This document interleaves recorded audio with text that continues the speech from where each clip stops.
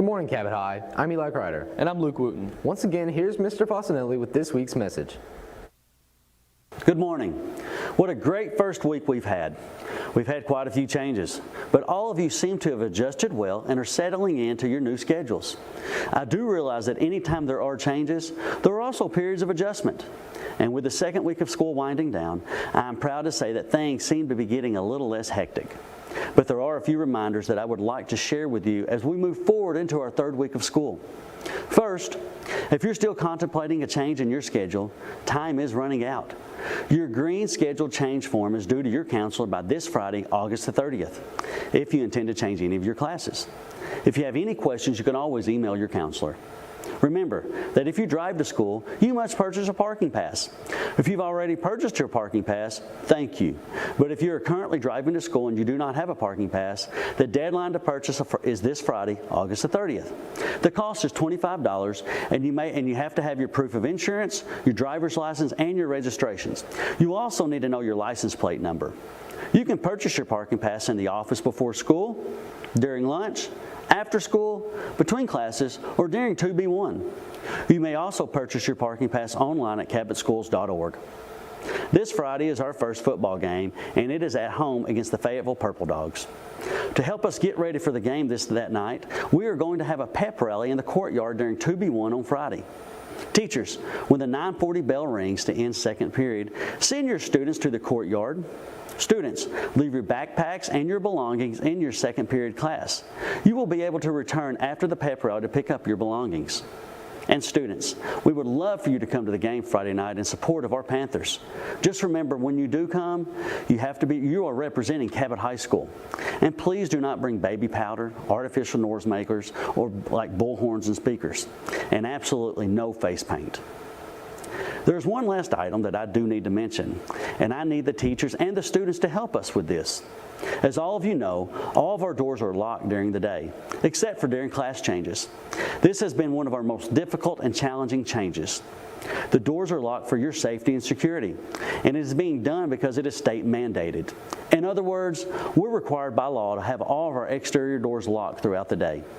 At times, this can be very frustrating, but I promise you we are going to adjust and get through this.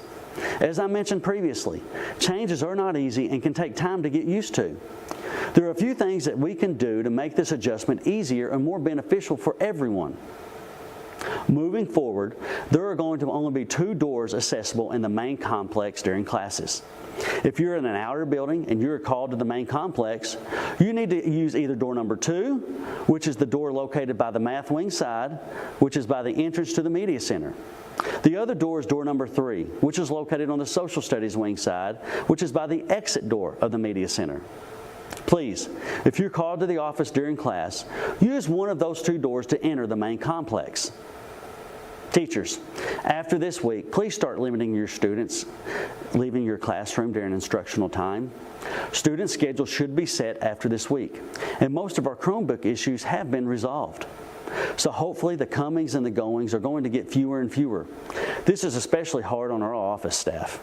So teachers, especially those in Champs Hall, Agri and Broadcasting, Auto Tech, Construction, Fine Arts, and ROTC, please be mindful of and keep your students in the appropriate building. Students do not need to be going from building to building during class time. In the morning, all of our main complex doors and the cafeteria entrances will be unlocked at 6 a.m. The other buildings will unlock at 7:40. At that time, you may enter into an outer building. If it is before 7:40, the doors are going to be locked. Please do not ring the office for access. During lunch, the only place we are allowed to eat is in the cafeteria, in the courtyard, or in the main building. We are not allowed to eat in any other outer buildings. So students, please do not ring the office for access to an outer building during lunchtime. Outer buildings, teachers, if you choose to have an agreement with a student or a group of students to eat lunch in your classroom, then it is your responsibility to give access to those students. Again, the office will not allow access to outer buildings during lunch. I realize this is a lot of information. We have had a great start to school. I'm so proud of our students and how we have responded to these changes. You have done great with cell phones, and you have done a wonderful job adjusting to our new start time. I know we will continue to get better. Let's have a great year, and let's enjoy this 3-day weekend we have coming up. And as always, go Panthers. Thank you, Mr. Falsinelli, and thank you for watching CHTV. Have a great day, Cabot High.